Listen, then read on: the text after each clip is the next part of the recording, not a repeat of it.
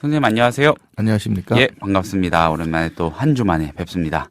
예, 그러네요. 오늘 이 책 이완용 평전이요. 언뜻 봐서는 오해 소지가 좀 있는 책 같기도 합니다. 예, 그렇게 생각하기 쉬울 겁니다. 예, 단순히 이완용은 매국노다라는 네. 게 우리 사회 인식인데 그렇죠. 재미있는 거는 왜 이 사람이 매국노인지를 아는 사람은 또 별로 없는 것 같아요. 단순히 을사조약에 가가지고 참여해서 사인을 했다. 뭐 이런 거 가지고 이제 매국노로 몰리고 있거든요. 네, 근데 이완용이라는 사람이 왜 을사조약에 가서 사인을 하게 됐느냐는 과정, 네. 배경 이거를 궁금해하는 경우는 별로 없는 것 같아요. 그 과정을 알아보고 이해하는 게 왜 중요합니까? 역사라는 게 그렇지 않습니까? 누구나 어떤 사람을 보고 매국노다라고 매도하기는 쉽습니다. 네, 근데 매국노인데 그럼 그게 역사라는 게 어떤 교훈을 위해서 하는 거 아니고 현실에 던져주는 교훈 때문에 하는 건데 그렇죠. 어떻게 해서 저게 매국행위가 됐는지 모르면서 네. 무조건 매국이라고 욕만 해가지고서는 도움이 안 되죠. 그렇죠. 더 재미있는 건 뭐냐면은 예. 그 사람이 혼자 매국을 할 수 있는 상황은 아니었다는 거죠. 어떻게 보면 최고 통치자는 아니었거든요. 구조적인 어떤 문제 가운데 놓여 있던 그렇죠. 그야말로 문제적 근데 인물이었다고 볼 수가 있다는. 같이 그 매국을 한 사람들 예. 내지는 그 사람에게 매국을 하도록 조정을 한 사람들 예. 이런 사람들은 오히려 이완용 한 사람은 매국노로 몰아가면서 예. 면죄부를 받는 경향이 있는 것 같더라고요. 결코 이 책은 그 이완용이라는 사람의 이면 뭐 등등등등 이런 부분을 분석하고 알리는 책이긴 합니다만 그렇다고 해서 이완용을 두둔하거나 편드는 그런 목적이 아니고 그렇죠. 그 주변 정황들이나 상황들 여러 가지를 제대로 알아야 된다. 이런 취지에서 쓰여진 책이군요. 예, 사실 그 더 중요한 건 이제 후자 네. 그 당시 상황을 이해해야 된다는 네. 얘기를 해야 되는데 그 전에 네. 이완용 개인에 대해서 얘기한 데까지 보고 한국 사람들 중에 그 성질 급한 사람들 많으니까 네. 거기까지만 딱 읽고 이완용을 두둔한다고 생각하는 사람도 예. 가끔 있는 것 같아요. 이건 뭐지? 무슨 책이지? 뭔 책인데 뭐 이래? 이렇게 생각할 법한데 그렇다면 천천히 이제 얘기를 시작을 해 주시죠. 예. 예. 이 책을 선택하게 된 게 일단 네. 이 프로그램에서 근대사를 본격적으로 해본 게 없는 것 같아서 그렇지만 네. 더 중요한 건 저자의 말 중에 의미심장한 말이 있어요. 뭡니까? 이완용을 매국노라고 매도하는 건 좋지만 네. 있지도 않은 엉뚱한 이완용의 상을 만들어 놓고 그 상을 향해서 욕을 한다면은 그거는 역사를 보는 게 아니라는 얘기죠. 네. 그 상이라 하면 예, 그러니까 이완용이 뭐 며느리하고 사통을 했다는 둥 네, 해서 네. 이제 이 사람이 하지도 않은 일 이런 걸 만들어 놓고 비난을 하는 경우가 제법 됩니다. 그렇군요. 그러니까 이완용이라는 사람은 그런 사람은 아니라는 거예요. 그렇게 되면은 뭐가 문제냐면은 조선이라는 나라가 망한 이유를 정확하게 이해를 못하게 된다는 거죠. 그걸 이해를 못하면은 조선을 망하게 이끌어간 사람들을 욕하는 게 아니라 괜히 그 중에 한 사람 네. 매도당하기 딱 좋은 앞잡이 한 사람에게 비난을 집중시키고 나머지 사람들에게 면죄부를 주는 결과가 될 수도 있겠더라고요. 예, 여기서 사람들이 일반적으로 오해하기 쉬운 몇 가지를 짚어놓고 가야 될 것 같습니다. 네, 네. 그러니까 이제 이 시기가 바로 전근대에서 근대로 이행이 되는 시기 아니겠습니까? 네. 근대라는 시기가 왜 중요하냐면은 그 이전에 뭐 사실 역사를 무식하게 근대 전근대로 두 쪽을 내면서 우리나라 역사는 한 100년 정도 네. 뭐 지금 100년 약간 넘는 기간을 근대로 삼는 이유에 대해서 많이 생각들을 안 해요. 왜 인류 역사 반만 년을 전근대로 놓고 나머지를 근대로 놓겠어요. 그 이유는 근대가 되면서 굉장히 많은 가치관이 변합니다. 우리가 알고 있는 건 저 근대 이후의 가치관을 알고 있기 때문에 네. 전근대의 가치관이 어떤 거였는지 오해를 하는 경우가 많아요. 네. 그러니까 국가에 대한 충성이라는 것들을 그렇죠. 아까 오프닝에서 어폐가 있었는데 네. 애국자라고 말할 때는 네. 지금 근대 이후 소위 말하는 민족국가 내지 국민국가 개념의 그런 국가에 대한 충성을 얘기하는 거거든요. 그런데 전근대에는 충성의 대상이 국가라고 말할 때 그 국가는 통치자인 왕이었죠. 왕 이퀄 국가였죠.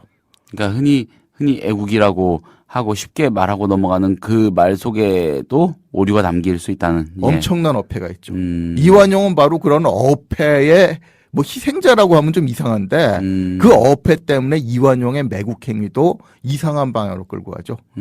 아까 이 사람이 충성스러운 사람이라고 했지 않습니까? 네. 근데 이 사람은 전근대적인 관념을 가지고 있는 사람이죠. 우리가 말하는 국가에 대한 충성이 아니라 왕에 대한 충성을 국가에 대한 충성으로 생각하고 있는 사람이죠. 그럼 이 사람이 누구를 향해서 충성을 했겠느냐는 거죠. 이래서 이제 이완용의 행적을 약간 짚어볼 필요가 있는데 네. 의외로 이 사람이 앞장선 일 중에서는 나름대로 왕에 대해서는 충성스러운 일이 많아요. 아관파천 같은 거. 네. 아관파천을 할 때 이완용이 아주 대표적으로 고종을 피신시키는데 주도적인 역할을 했거든요. 그 러시아 공사관으로 피신시키는데 주도적인 역할을 했는데 나중에 친일파가 됐다. 사실 이건 일본의 영향에서 벗어나기 위해서 러시아 공산으로 도망을 시킨 거거든요. 그렇죠. 예. 그러니까 처음부터 이 사람이 무대뽀로 일본한테 나라를 팔아먹자는 친일파가 아니라는 거는 이 행각에서도 보여지죠. 그 다음에 아관파천에서 돌아온 다음에 독립협회를 만드는데도 이 사람 상당히 주도적인 역할을 했어요. 물론 정부 측 인사의 입장에서였지만. 그러니까 독립협회라는 게 뭡니까? 사실 모처럼 고종이 그 시민들 그 당시 뭐 시민이라는 표현을 쓸 수 있는지는 모르겠습니다만은 그 백성들의 의사를 받아들여서 뭐 조선의 뭐 자주적인 독립을 위한 일종의 압력 단체죠. 네. 그걸 만드는 걸 고종하고 이 독립협회를 추진하는 그 사람들하고 합심해서 만든 거거든요. 여기에 이완용이라는 사람이 다리를 놨다는 거죠. 그 나름대로 처음에는 또 독립협회에 참여하고 있던 사람이기도 했고. 네. 근데 그런 사람이 왜 을사조약에 나와가지고 일본한테 나라를 넘기는데 역할을 하게 됐느냐. 이거는 어떤 전체적인 일관된 맥락에서 살펴봐야지. 네. 그냥 이 사람이 자기 사료의 사욕을 채우기 위해서 일본한테 나라를 팔아넘겼다라고 하면은 조선이라는 나라가 망하게 된 과정에 대해서 엄청나게 오해할 수가 있게 되는 거죠. 아, 그렇군요. 그럼 그 이면에 대한 얘기를 지금부터 좀 해주시는 거군요. 네. 예. 그러니까 이게 이제 사람들이 상식적으로 이해하고 있는 조선이 멸망하게 되는 과정. 네. 이 부분에 대한 오해와 이완용을 매국했다는 요 두 가지 사실을 단순하게 연결시키는 데서 굉장히 많은 오해와 오류가 발생을 한다고 봅니다. 네. 그러니까 이완용의 매국 행위를 이해하기 위해서는 조선이 망하게 된 과정도 좀 잘못 알려져 있는 것 같아요. 그러니까 많은 사람들이 조선이 망하게 된 거는 일본이 총칼을 가지고 들어와서 정복을 했다고 생각하는 것 같더라고요. 네. 근데 이게 전형적인 전근대적인 그 정복의 연장선상으로 생각하는 거죠. 재미있는 거는 근대라는 시기가 오면은 뭐 여러 가지가 전환이 된다 그랬는데 남의 나라 집어먹는 방법도 또 다른 방법이 생긴다는 걸 모르는 경우가 있어요. 아, 어떤 방법입니까? 그러니까 그 아까 말했던 그 무력으로 총칼로 남의 나라를 정복하는 방법이 네. 전근대에 유행하던 방법이라면은 예. 근대 이후에는 더 교묘한 방법이 하나 생겼습니다. 뭡니까? 이게 일종의 경제적인 침략이죠. 아. 그 나라를 파산을 시켜버리고 파산된 나라를 인수해버리는 겁니다. 아. 그러니까 회사가 망하는 과정에 오히려 가까워요. 우리 주변에서 아무렇지도 않게 일어나는 M&A가 네. 국가 간에도 일어날 수 있다는 생각을 안 하는 것 같더라고요.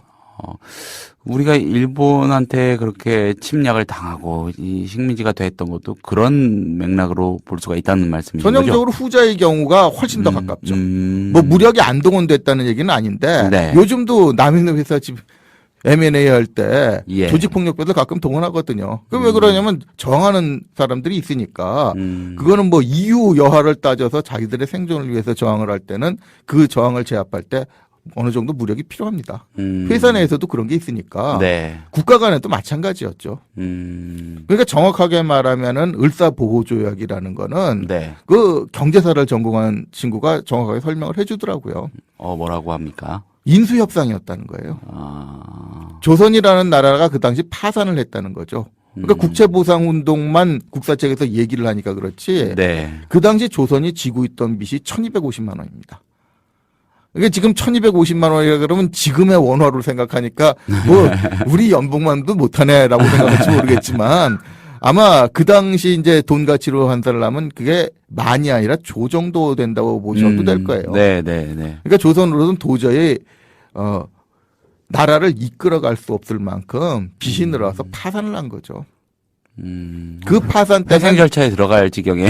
그렇죠. 그러니까 이제 예. 뭐 전 시간에 말했던 고려가 망하는 과정이나 뭐 예. 조선이 망하는 과정이나 근본적으로는 다를 게 없는 게 국가 운영이 안 되면 음. 아무리 강력한 나라라도 망하게 돼 있어요. 네. 근데 근대는 그렇게 망하게 그 파산이 되면은 뭐 그 내부 그 전근대처럼 네. 무슨 경제적으로 방법이 없으니까 정치적인 방법을 통해서 뭐 제기를 하든 다른 나라한테 집어먹기든 하는 게 아니라 경제적인 방법으로 넘어갈 수가 있다는 거죠. 그러니까 일본은 망해서 운영이 안 되니까 우리가 인수하고 빚을 처리해 주겠다는 식으로 접근을 한 거고 조선은 그렇게 넘어간 겁니다. 쉽게 말해서 그럼 이완용은 어떤 역할을 했느냐면은 네. 인수협상팀 실무대표 비슷한 거예요. 아, 그렇군요.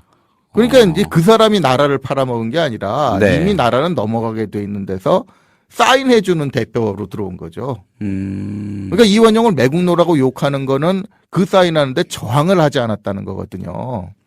근데 물론 저항을 안 했다는 데 대해서는 분명히 책임을 물을 수가 있죠.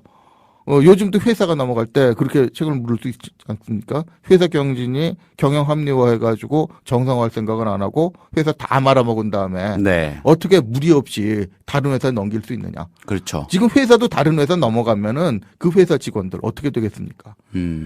뭐 인수합병이 이루어질 때 대규모 구조조정이 이루어지는 거는 뭐 예나 지금이나 국가나 회사는 다를 게 없는데 네. 그 소위 말해서 속된 말로 잘려나가는 사람들은 인수 당하는 회사에서 잘려나가죠. 그렇죠. 인수하는 회사에서 자기 식구들 내보내면서 망한 회사 식구들 챙겨주려고 안 할 거 아닙니까?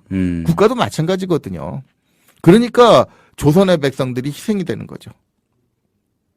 그런데 왜 저항을 안 했느냐? 이런 말은 할 수가 있습니다. 근데 이제 정확하게 얘기를 해야 되는 게 그러면 이완용이라는 사람이 그렇게 끌고 오는데 주도적인 역할을 한 사람이냐? 또 저항을 한다고 해도 그 사람 하나 저항해도 되는 사람 경우가 있느냐? 아니, 경우냐? 그리고 더 정확하게 말하면 그런 상황을 만들어지도록 유도한 사람이 과연 이완용이냐? 이런 거거든요. 지금 지적해 주신 세 가지 포인트에서 이완용은 실제로는 다 비껴나 있다. 어떻게 보면 이 사람은 단순한 앞잡이라는 거죠. 아무리 나쁘게 봐도 앞잡이 이상의 지위를 가지고 있던 사람이 아니라는 거죠. 그 이상의 의미를 부여할 만한 계제도 아니었다는 그렇죠. 이 사람. 말씀이신 거죠. 그러니까 결정권을 준 사람이 누구냐는 거죠. 결정권 누가 쥐고 있었습니까? 당연히. 뭐. 아니 그 회사는 경영자가 쥐고 있듯이 예. 결정권은 국가는 통치자가 쥐고 있는 거 아닙니까? 그러면은 그 어떤 회사가 인수를 당합니다. 경영진의 실책으로 인해서요. 그래서 그 협상에 임원이나 간부들이 나가지 않겠습니까? 그렇죠. 근데 그 임원이나 간부들이 가서 이 M&A 나는 반대합니다. 이러면서 저항하지 않았다고 어떤 딱지를 붙이는 거랑 비슷한 경우다라는 그렇죠. 주장인 거죠. 그 사람이 그럴 위치에 있는 사람이 그렇죠. 아니거든요. 예. 회사 자기의 오너가 네. 회사 사주라든가 경영진이 경영의 책임자가 이게 회사 더 이상 운영 못하겠으니까 못한다. 네. 저 회사 팔아넘기는 인수 협상하기로 했다. 네. 네가 나가서 협상하고 사인해라. 뭐라 그러겠어요? 해야죠. 그러니까 관두든가. 월급제. 그러니까 기껏해야 관두는 방법밖에 없는 거예요. 여기서는 네. 나는 못하겠으니 다른 사람 시켜라고 관두는 방법밖에 없는데. 관두지 않고 이행했을 뿐. 그렇죠. 관둔다고 해도 어차피 다른 놈이 와서 사인할 건 마찬가지거든요. 그렇죠. 그럼 궁극적인 책임은 누구한테 물어야 될까요? 왕에게 물어야겠죠. 그렇죠. 근데 예. 요즘은 그 당사자인 고종을 조선의 전제군주, 개혁군주로 몰아갑니다. 지금 그 말씀하신 당사자인 고종을 그렇게 규정하는 그거는 소위 주류 이론인 거겠죠. 그렇죠. 이제 서울대학 출신의 좀 유명한 원로 교수께서 또 국사편찬위원장도 얼마 전까지 하셨고 이런 분이 앞장을 서서 고종을 그렇게 미화를 해버리니까 이게 좀 앞뒤가 안 맞지 않습니까? 그러면 네. 고종에게 그렇게 충성스러운 사람은 매국노인데 그 충성스러운 사람이 한 일을 시킨 사람은 전제개혁군주다. 뭔가 앞뒤가 안 맞지 않습니까? 궁금한 게 있습니다. 그렇게 규정을 하고 그런 오류를 사실상의 역사적 사실로 이렇게 밀어붙였을 때 우리나라가 역사 학계가 얻는 이득은 뭐가 있습니까? 역사 학계가 얻는 이득은 아니죠. 예. 정확하게 말하면 그렇게 주장하는 사람들이 무엇을 얻느냐겠죠. 예, 그렇죠. 뭐가 있습니까? 왜 그렇게 했을까요? 모르지는 않았을 것 같은데. 뭐 몰랐다기보다도 물론 사람 속을 뒤집어 볼 수는 없는 거니까 그렇게 네. 주장하는 사람이 실제로 그렇게 믿었는지 아니면은 그렇게 주장함으로써 얻는 이익 때문에 그랬는지는 제가 뭐 함부로 말씀드릴 수 있는 건 아닌데 네. 사실 역사학계 내에서 특히 근대사 하는 사람들은 네. 굉장히 반발이 많거든요. 지금도. 아, 지금도요. 그런데 이제 그게 일반에 알려지는 거는 많은 사람들 또 그 시대를 정통으로 연구한 사람들이 반발을 하느냐 마느냐 어떤 주장이 타당성을 가지고 있느냐 마느냐가 아닌 것 같더라고요. 그 주장을 하는 사람 중에 누가 뭐 속된 말로 힘이 있느냐. 역사학계에서 비중을 인정받느냐. 그러니까 국사편찬위원장 정도가 되면은 역사학계에서 최고 수장급이거든요. 아. 그러니까 그런 사람 분이 주장을 하면은 다른 사람들이 아무리 반대를 해도 이거 아니라고 주장을 해봤자 신청도 안 하고 넘어가는 거죠. 자, 지금 다 양쪽 다 주장일 테고요. 저도 함부로 판단을 내릴 수 있는 사람이 아니니 이게 궁금합니다. 말씀하신 배경 이완용이라는 인물이 뭐 그렇게 뭐 어떻게 그 사람의 행동에 의미를 부여할 만한 그 권한이나 이런 걸 갖고 있지도 않았고 시켜서 했을 뿐 그 사람에게 온갖 의미를 부여할 필요는 없다는 그 정황들은 어느 주장을 하는 쪽이든 어느 정도 인정을 하는 건가요? 인정할 수밖에 없죠. 사실 예. 뭐 대신이라는 게 예. 신하 입장 아닙니까? 이완용을 매국노로 역사적으로 규정하고 딱지를 붙이고 그리고 고종을 전제 군주로 추켜 세운 그런 학자들조차도 아까 말씀드린 그런 맥락, 이완용을 둘러싼 맥락은 인정을 한단 말씀이시죠. 뭐라고 주장할지는 모르겠습니다만은 인정할 수밖에 없는 논리입니다. 그러니까 이완용이라는 사람이 네. 무슨 어떤 그 당시 왕인 고종을 누르고 전횡을 하던 사람이다. 네. 라고 주장을 해야 되는데 그런 정황은 없거든요. 뭐 흥선대원군급인 아니면 요즘 그렇죠. 말하는 왕실장 같은 그렇죠. 뭐 예, 특정인을 지칭하는 건 아닙니다만 아무튼 뭐 그런 정도의 실권을 행사하던 사람이라는 증거도 그리 많지는 않다. 많지는 않은 게 아니라 저 그런 말은 들어본 적이 없거든요. 그렇군요. 예. 그런데 그런 사람이 어떻게 통치자의 뜻을 저버리고 자기 마음대로 나라를 팔았다. 이런 말을 하는지 이해가 안 간다는 거죠. 그러니까 을사보호조약이라는 거는 네. 어떻게 보면 조선이 근대적인 개혁을 하는데 총체적인 실패의 결과가 그렇게 나타난 것이지 네. 특정인이 그 자기들의 이익을 위해서 나라를 팔아넘겼다고 얘기하기는 조금 그렇죠. 근데 나중에 배경을 보면은 네. 여기에는 상당히 많은 요소들이 들어갑니다. 이게 조선의 개혁이라는 게 어떻게 해서 실패할 수밖에 없었는지 그 실패할 수밖에 없었던 요인들을 하나하나 따져보는 게 역사에서는 굉장히 중요하거든요. 고종이 굉장히 믿는 신하이었던 건 맞는 겁니까? 그렇죠. 그러니까 아관 파천 때 그 예. 잘못하다가 네. 그 러시아 공사관으로 피신할 때 잘못하면은 네. 자기 목숨이 위협 아니었습니까? 아. 자기 마누라인 저 요즘 명성황후라고 안 부르면은 그것도 뭐 식민사학에 뭐 잔재라고 뭐 이런 쪽에서는 욕을 합니다만은 네. 뭐 부인인 민비 예. 살해당하는 걸 봤거든요. 민비가 나와서 말씀입니다만 굉장히 문제적 인물이니 한번 또 다뤄주시기를 예, 이 자리에서 부탁을 드리면서 예, 얘기를 계속 이어가주시죠. 사실상 이 부부는 세트니까요. 예, 예. 세트일 수밖에 없었던 게 아버지인 흥선대원군이 전권을 휘두르는 거를 네. 그걸 쫓아내고 그 소위 말하는 친정으로 들어설 때 네. 고종이 믿을 수 있는 게 처가밖에 없었거든요. 그래서 아시다시피 그 처가에서 굉장히 많은 인물들을 등용을 했고 그렇죠. 또 뭐 나중에 그 경제사한 친구는 그렇습니다만은 조선에 들어오는 수입의 7분의 1씩 한 7분의 2 정도면 거의 30% 정도 되는 것 같은데 25%, 30% 정도 되는 것 같은데 이거를 두 부비가 사용을 했다는 겁니다. 그러니까 이제 조선의 통치에는 굉장히 빼놓을 수 없는 두 세트 부부라고 얘기할 수 있죠. 알겠습니다. 자, 또 한 가지 궁금한 거는 그 고종이 그렇게 믿었던 신하니까요. 잘 알려지진 않았지만은 이완용이 좀 이렇게 기록에 공식적인 기록에 남지 않는 방식으로요. 예, 한국과 일본, 조선과 일본이 그런 관계가 되는데 어떤 좀 책략가로서의 역할을 했을 거란 추정도 가능한 건 아니겠습니까? 네, 그러니까 이제 그게 유명한 헤이그 밀사 사건에 네. 이것도 뒤를 잘라버리면 오해할 수가 있는 게 네. 고종이 퇴위를 당하지 않습니까? 네. 그 퇴위를 주청을 한 게 이완용이에요. 또. 그러니까 이거를 가지고 여기까지만 딱 잘라 생각하면 신하가 감히 왕보고 물러나라 그랬다. 네. 그 진짜 일본을 위한 매국노 맞다. 예. 이런 쪽으로 몰아갈 수가 있는데 그 책을 잘 읽어보시면 그 동기나 과정이 전혀 달라요. 그렇군요. 알다시피 헤이그 밀사 사건이라는 게 뭡니까? 을사조약에서 고종이 도장을 안 찍었느니 뭐 이런 시비는 많습니다만은 네. 이것도 이제 민감한 부분이니까 그 좀 넘어가기로 한다 해도 네. 적어도 일본의 입장에서 보면은 을사보호조약을 맺어놓고 그게 불법이라고 해외에 나가서 폭로 비슷하게 한 거잖아요. 네. 그건 일본의 국제적인 위상에 굉장히 타격을 주는 거거든요. 음. 그러면 이미 조선을 정복할 힘을 가진 일본이 그게 옳든 그르든 두 번째 문제고 네. 가만히 둘 수는 없는 문제죠. 음. 그러니까 그걸 시켰다고 그 지목이 되는 고종에 대해서 압력이 들어올 것이고 잘못하면 고종은 목숨을 잃을 수도 있는 상황입니다. 그러면 이 문제를 해결할 방법이 뭐가 있느냐? 이완용은 그런 동기에서 생각하는 사람이에요. 그럼 고종을 여기서 무사히 목숨이라도 살릴 수 있는 방법은 퇴위를 하고 넘겨주면서 그 일종의 수습을 도모한 거죠.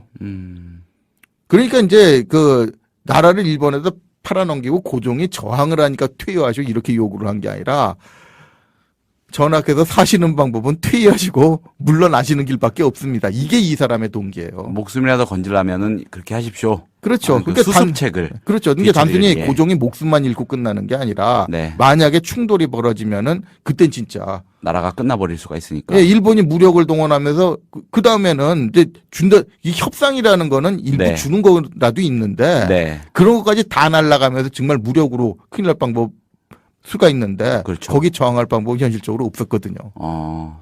그러니까 이게 이제 나중에 이완용을 매도할 때 이상한 방향으로 가는 게 그 당시 무조건 반대를 일삼는 사람들은 애국자다라고 생각하는 경우가 있는데 지금도 마찬가지입니다.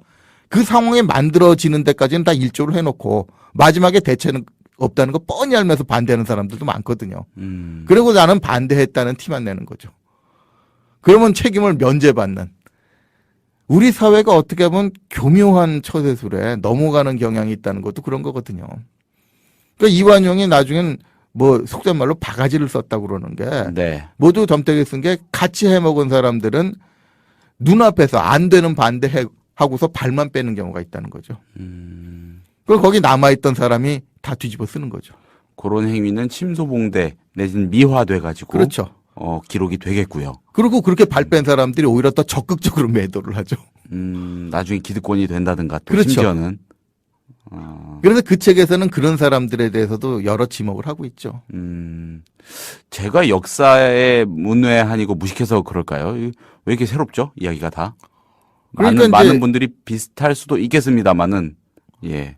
그러니까 역사를 이해하는데 어떻게 네. 보면은 깊은 속사정을 이해하는 게 진정한 역사에 대한 이해인데 네. 많은 사람들이 깊은 이해보다는 피상적으로 전달되는 정보에 의지를 합니다. 만약에 이런 주장이 다 사실이라면은 잘못된 걸 전달한 사람들도 큰 책임이 있는 거겠죠. 그렇죠. 천안가에까지 예. 전해진 모양입니다. 이거는 오늘 이 한 회로 끝낼 게 아니고요. 이 책을 기화로 그렇다면 그 고종은 도대체 뭘 했던 건가 등등등등 예, 좀 더 폭넓은 맥락에서 좀 말씀을 들어보면 좋을 것 같아요. 2부를 하시죠. 오늘 여기서 결정을 하시죠. 네, 그래야 되겠네요. 예, 2부를 해가지고 딱 여기까지만 들으면 굉장히 아쉽고 많은 부분 좀 다시 생각해보는 계기가 됐습니다만은 좀 더 정교할 필요가 있을 것 같거든요. 고종의 얘기를 중심으로 2부를 해보는 걸로 하겠습니다. 오늘은 일단 여기까지 하겠습니다. 안녕하세요. 30분 책 읽기 김효진 PD입니다. 어제 이희진 선생님을 모시고 이희진의 역사 읽기를 꾸며봤습니다. 윤덕한의 이완용 평전이라는 책, 출판사 길에서 나온 책인데 이 책으로 일부를 꾸며봤거든요. 들으신 분들은 다들 기억하실 겁니다. 이건 저희 30분 책 읽기 한 회분 방송만으로 얘기하고 그치기에는 너무 모자란 것 같고요. 또 중요하게 다루어야 될 그런 역사적 맥락이 만만치 않기 때문에 오늘까지 이어서 2부로 편성을 해봤습니다. 잠시 뒤에 이희진 선생님을 모시고 윤덕한의 이완용 평전 2부를 이진의 역사 읽기로 진행을 해보겠습니다. 잠시 뒤에 오겠습니다.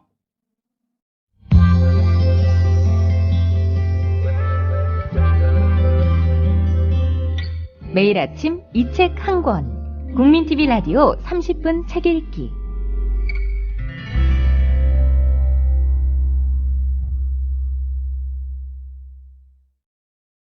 선생님 안녕하세요. 안녕하십니까? 예, 연 이틀 뵙게 됐습니다. 예, 그러네요. 예, 어제 방송에서 방송을 진행하다가 이거는 간단히 끝낼 문제가 아닌 것 같아서 방송 중에 2부 편성을 결정했습니다. 예, 미리 편성된 말을 조금 조정을 해가지고 이렇게 했는데 한 주 지나서 2부를 내보내는 게 굉장히 좀 생뚱맞을 수도 있고요. 그 흐름이 끊길 수도 있어가지고 이렇게 급하게 편성을 해봤고 충분히 그럴 만한 이야기라고 생각을 했습니다. 그렇지 않습니까? 그렇죠. 사실 예. 얘기를 하다가 중단을 하면은 네, 오해를 할 수가 있거든요. 그렇죠. 진짜 하고 싶은 얘기는 뭐 이건데 예. 앞부분만 듣고 혹시 뭐 이완용을 비호하려고 그런다든가 아니면 뭐 조선의 마지막 이 근대적 개혁에 대해서 알지도 못하면서 고종에 대해서 비하를 한다든가 이렇게 느끼면 곤란하기 때문에 네. 사실 충분히 내용을 얘기를 해야 되지 않느냐 하는 거였죠. 네. 윤덕한의 이완용 평전 출판사 길에서 나온 책이고 마치 이완용이 우리나라가 일본에 잡아먹히는 당시의 상황에서 모든 전적인 책임이 있는 것처럼 인식을 하고 있고요. 오프닝에서 말씀드린 대로 매국의 아이콘이 돼버렸는데 어쨌든 그 작업에 주도적으로 가담한 건 맞지만은 그렇게만 볼 건 아니다. 어떻게 보면은 그 사람은 그 과정에 하나의 작은 역할을 했을 뿐이고 의미를 부여할 계제도 되지 않는다. 사실 더 크게는 고종의 어떤 통치 행위나 등등 당시 사회의 여러 가지 맥락을 짚어봐야 한다. 뭐 이런 게 어제 방송의 그 핵심이었던 것 같아요, 선생님. 그렇죠. 그러니까 예. 활용점정이라는 말이 있지 않습니까? 예. 마무리가 중요하니까 네. 용의 그림을 다 그리고 마지막으로 용의 눈을 그려놓는 것을 굉장히 중요하게 여기는데 예. 이게 맹점이 있는 거죠. 혼자서 모든 용의 그림을 다 그렸다면은 마지막을 찍는 게 중요하겠지만 네. 사실 조선의 근대적 개혁 그리고 이 실패 이거는 혼자서 하는 문제는 아니거든요. 예. 뭐 혼자 했다고 그러면 오히려 그 나라를 통치했던 통치자에게는 네. 뭐 모든 개혁을 혼자 하는 건 아니라도 통치 행위의 책임을 물을 수가 있지만은 네. 그런 위치에 있는 사람이 아니라면 또 통치자의 뒤에서 실제로 실권을 휘둘렀던 이런 사람이 아니라면 그 용의 그림을 혼자서 다 그린 건 아니죠. 네. 그런데 마지막에 눈을 그려 넣었다고 해서 남이 어떻게 보면 다 그려놓은 용의 그림에 마지막 활용점정이라는 이 점을 찍어 넣은 하나의 행위로서 네. 용의 그림이 잘못됐다는 모든 책임을 지울 수는 없는 거 아니겠느냐는 거죠. 네. 이렇게 이 책의 취지는 윤덕한의 이 이완용 평전의 취지는 이완용을 비호하려는 건 결코 아니고요. 그렇죠. 진짜 누구에게 더 큰 잘못이 있는지 어떤 맥락에서 그런 참혹스러운 역사가 쓰여질 수밖에 없었는지를 제대로 봐야 한다. 이런 취지 아니겠습니까? 그렇죠. 예, 실패를 예. 했다는 거는 네. 어떻게 해서 실패를 했느냐가 더 중요할 수 있거든요. 역사에서는. 네. 그냥 정치라면은 누군가 희생양을 찾아서 욕이나 하겠다는 그건 굉장히 천박한 정치 아닙니까? 네. 그런 천박한 정치에서는 한두 사람 찍어서 희생양 만들고 매국노 만들고 하는 게 중요할지 모르겠지만 네. 역사를 전반적으로 이해할 때는 예. 그보다는 그 중간에 있는 과정을 다 이해하는 게 중요하죠. 네. 쉽게 비유를 해서 야구를 하더라도 그렇지 않습니까? 한 20대 0으로 졌다 이거예요. 네. 그런데 한 19대 0으로 지고 있다가 9회에 나가지고 패전 처리가 나와서 네. 못 던져서 한두 점 더 준 투수가 그 이전에 10여 점을 준 모든 책임을 다 뒤집어 쓸 수는 없지 않습니까? 그렇죠. 그렇죠. 그렇게 그 선수가 억울한 걸 떠나서 그렇죠. 그거는 굉장히 위험한 분석이고 의미부여죠. 그러니까 예. 다음에 또 그런 게임을 하게 되네요. 그렇죠. 그러니까 앞에서 선발 투수들이 신나게 둘겨 맞아서 점수 준 거, 구원 투수를 나와서 역시 점수 못 해준 거, 타자들은 물방망이가 돼가지고 한 점도 못 뽑아준 거, 네. 이런 게 모두 패전의 요인일 수가 있는데 그렇죠.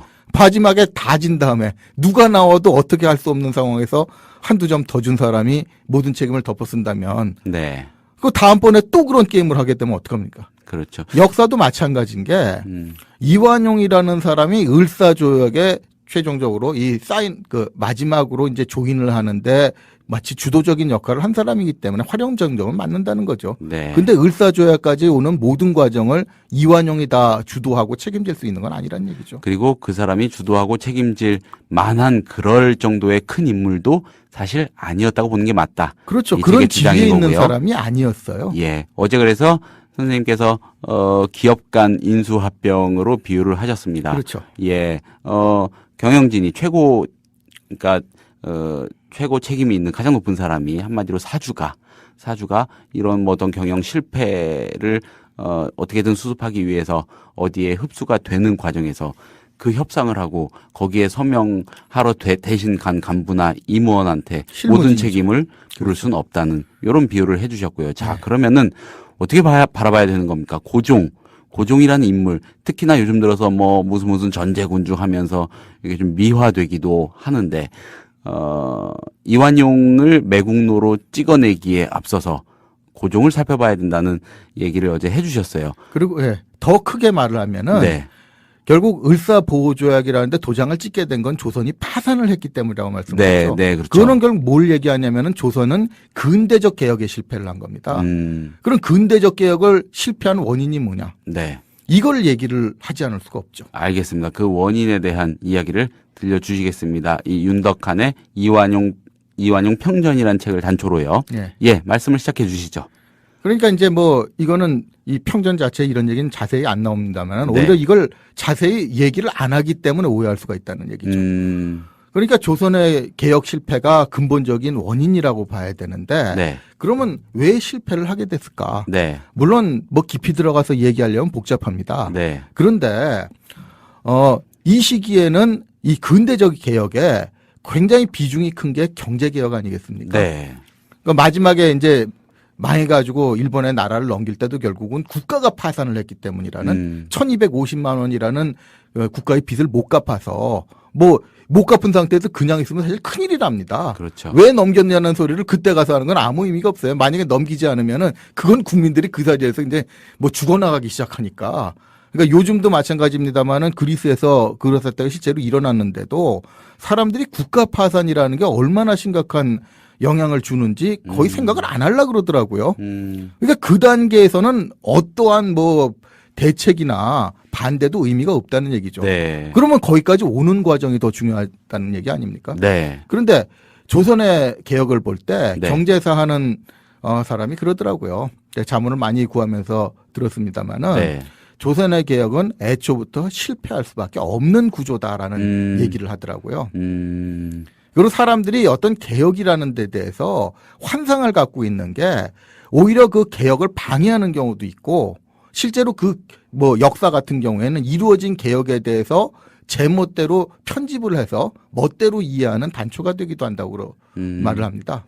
그러니까 굉장히 멋있는 말 중에 하나가 개혁이라는 건 참 아름다운 꽃이라는 겁니다. 그런데 그 아름다운 꽃을 속을 들여다보면은 온갖 벌레와 잡균이 들끓는 이런 게 개혁이라는 거예요. 왜 그러냐면은 이 개혁을 하면은 굉장히 큰 변화를 이루는 이 체제 변화를 위해서 여러 가지 법이라든가 이 정책이라든가 이런 변화가 되지 않습니까? 네. 근데 이 변화의 이면에는 굉장히 많은 이권이 오고 간다는 얘기죠. 그 이권을 조정하지 않으면은 그 개혁은 실패할 수밖에 없는데 조선의 개혁이 실패할 수밖에 없는 이유는 아주 간단하게 얘기를 하더라고요. 네. 첫 번째 근대적 개혁부터 실패할 수밖에 없는 구조로 시작했다는 겁니다. 좀 자세히 좀 얘기해 주시죠. 그러니까 조선의 첫 번째 근대적 개혁을 갑오개혁으로 치지 않습니까? 네. 근데 이 갑오개혁을 보면은 그 아주 상식적인 거 하나만 이해를 해도 이건 네. 실패할 수밖에 없는 개혁이라고 단언할 수 있다는 겁니다. 네. 뭐냐면은 네. 아주 짧은 시간에 수백 가지 개혁을 한꺼번에 추진하려고 했다는 거죠. 과부하가 걸린 거군요. 네. 그러니까 이 개혁은 이건 뭐 그 상식을 이해하고 보면 아주 간단합니다. 네. 굉장한 시간을 거쳐서 신중하게 진행되지 않으면은 무조건 실패한다는 거예요. 그러니까 이렇게만 얘기하면 많은 분들이 구름 잡는 얘기로만 들릴 수 있습니다. 요즘에도 이건 굉장히 중요한 시사가 되는 게 네. 개혁을 요구하는 목소리 지금도 높지 않습니까? 네. 그 시급하게 해야 된다는 얘기. 이게 시급하게 시작해야 된다는 얘기까지는 이해가 가는데 빨리 처리하자는 얘기는 이거 개혁 망쳐먹자는 얘기라는 거예요. 시작을 좀 서둘러 하자, 빨리 착수를 하자는 거는 뭐 수긍할 수 있겠으나 그 절차는 굉장히 신중하고 좀 느리더라도 그렇죠. 천천히 가야 된다는. 근데 조선의 갑오개혁은 애초부터 그런 고려가 없이 수백 가지의 개혁을 한꺼번에 실행해버렸다는 얘기죠. 네. 근데 왜 그러냐면 그러면은 그 많은 조치는 또 하나는 뭘 얘기하냐면은 네. 개혁을 통해서 체제를 바꾼다는 얘기는 거기에 엄청난 비용이 들어간다는 얘기입니다. 그렇죠. 근데 그 많은 비용을 뭐 별로 웬만한 부자 나라도 그걸 한꺼번에 하면 감당할 능력이 없는데 가난한 조선이 뭘 가지고 감당을 해내려고 그런 짓을 했느냐는 거예요. 그러니까 감당도 못하게 서두르기만 하면은 거기서 부작용이 나고 그 자금이 투입되고 바꿔야 될 부분을 전혀 못 바꾼다는 얘기죠. 그리고 거기서 실패한 거는 이 국가의 부작용으로 그대로 돌아온다는 얘기예요. 안 하느니만 못한 개혁이 돼버리는. 그렇죠. 예. 그러니까 재미있는 이렇게 얘기하면 자꾸 구름 잡는 얘기로 들릴 수 있으니까 재미있는 사례 하나를 들어보면 이해하기가 쉬울 겁니다. 네. 그러니까 단발령 얘기를 하지 않습니까? 네, 네. 근데 단발령 얘기를 할 때 국사책에서는 그냥 머리 자르라고 명을 내리니까 유교적 관념을 가지고 있는 유림들을 비롯해서 어떻게 부모로부터 받은 신체를 뭐 잘라내느냐 뭐 이래가지고 그 관념 때문에 저항을 한 걸로만 얘기가 돼요. 그때는 네, 의병이 네. 일어났다 뭐 이런 얘기만 하는데 네. 그런 쪽으로 치우치다 보니까 단발령의 이면에 있는 경제적 효과에 대해서는 안 보더라는 거죠.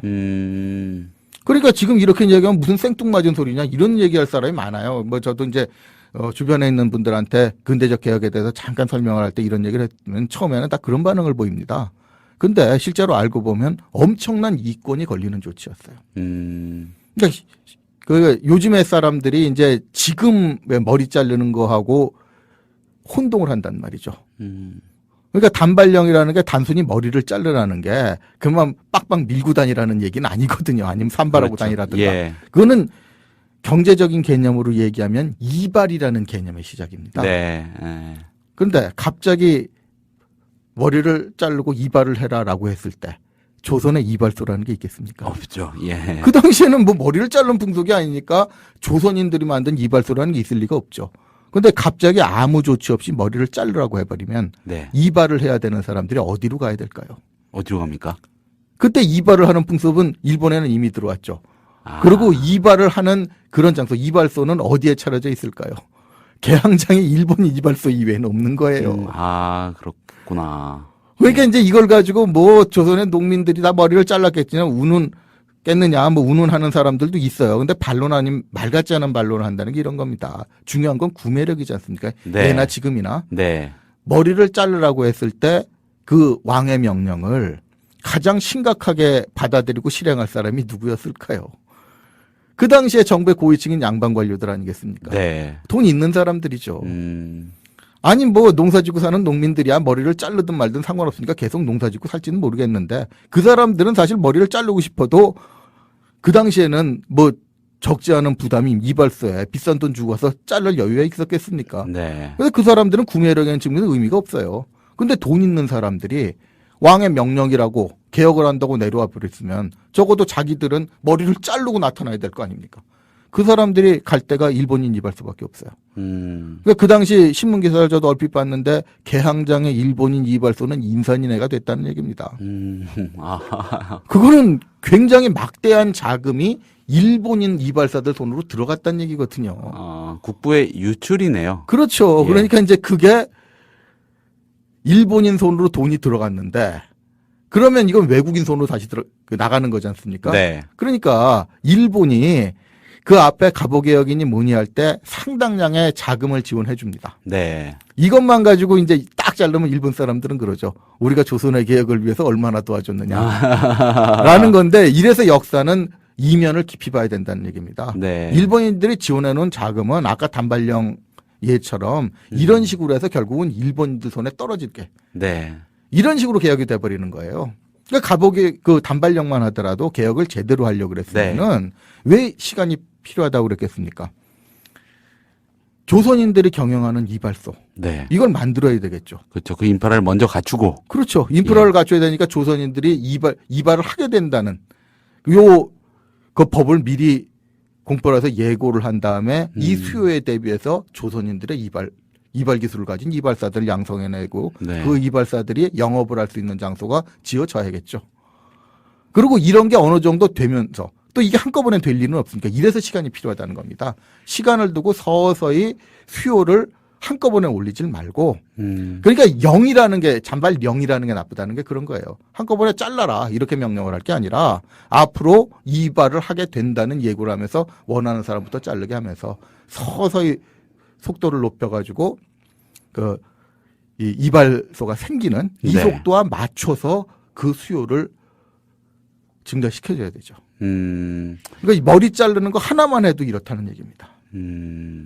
그러니까 좀 더 심각한 문제 같은 경우에 예를 들어서 군비라든가 네. 경제개혁이라든가 이런 건 오죽 심했겠느냐는 거죠.